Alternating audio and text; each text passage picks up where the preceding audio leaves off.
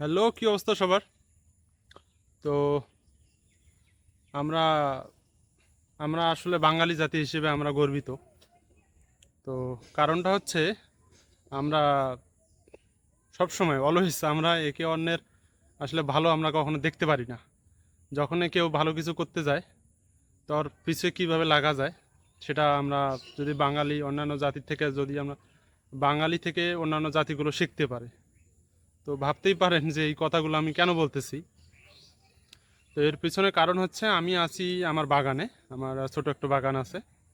তো এখানে অলমোস্ট আমার কমলা, তারপর পেয়ারা, লেবু, তারপর হচ্ছে মালটা, তারপর আম, এই ধরনের কয়েক প্রকার জাতের আমার ফলের গাছ আছে এখানে। তো ম্যাক্সিমাম লেবুর গাছই আছে। তো কথাটা বলার পিছনে আমার কারণ হচ্ছে আমার পিছনে যে গাছটা দেখতে পাচ্ছেন এটা হচ্ছে এটা আসলে একটি এটা হচ্ছে ভিয়েতনামি 12 মাসি মালটা বলে। এখন আমি কথাগুলো বলতেছি কারণ হচ্ছে এই গাছটায় আমার ফল ছিল 8-10টার মতো ফল ছিল, আমার সঠিক মনে নেই কয়টা ফল ছিল। তো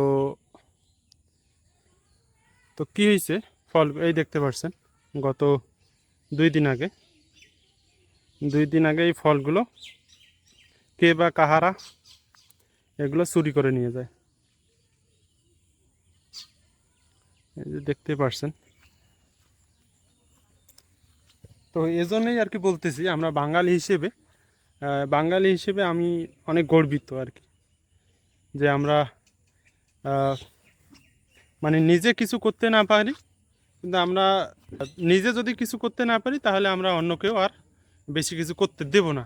এই হচ্ছে আমাদের বাঙালি জাতির স্বভাব। তো এই যে চুরি যাওয়ার, গত বছর আমার চুরি গিয়েছিল। আমার যে এই যে কমলা গাছটা আছে আমার, চাইনিজ কমলা যেটা ছিল, এটা অলমোস্ট 100টার মতো ফল ছিল গতবার। তো সেগুলো আমার অলমোস্ট 80 থেকে 85টার মতো আমার চুরি হয়ে গেছিলো।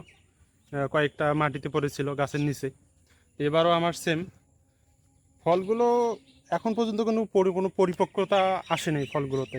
ফলগুলো ঠিক মতো পাক আসে নাই, ঠিক মতো রস হয় নাই ভিতরে। এখন এখন কি করবেন মানুষের, আমার আসলে মানে বলার আর কিছু ভাষা বুঝে পারতেছি না। এত কষ্ট কইরা এই যে খরার মৌসুমের সময় পানি দেওয়া, সেচ দেওয়া, তারপর গাছের গোড়া পরিষ্কার, সার দেওয়া, এত কষ্ট করা, তারপর ওষুধ দেওয়া, এত কিছু করার পরেও আমি একটা ফল আমি আমার গাছে খাইতে পারলাম না আহ, চোরের কারণে।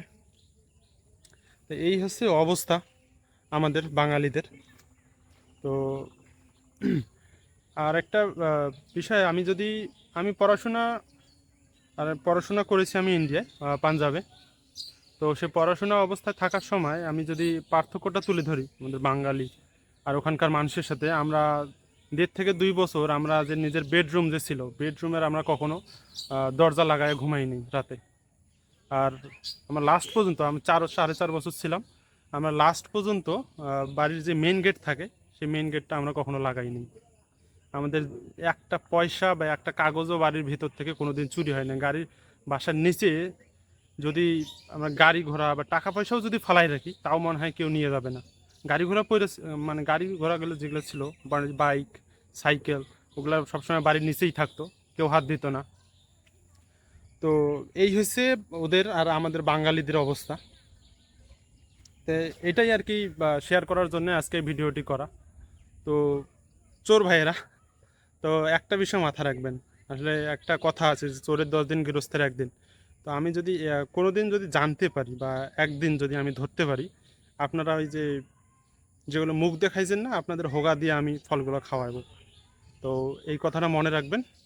আর হচ্ছে সবসময় চেষ্টা করবেন, চোরদের উদ্দেশ্যে এই কথা বলতেছি, আসলে মানুষের জিনিসের দিকে নজর না দেওয়া, নিজে কিছু করার চেষ্টা করা।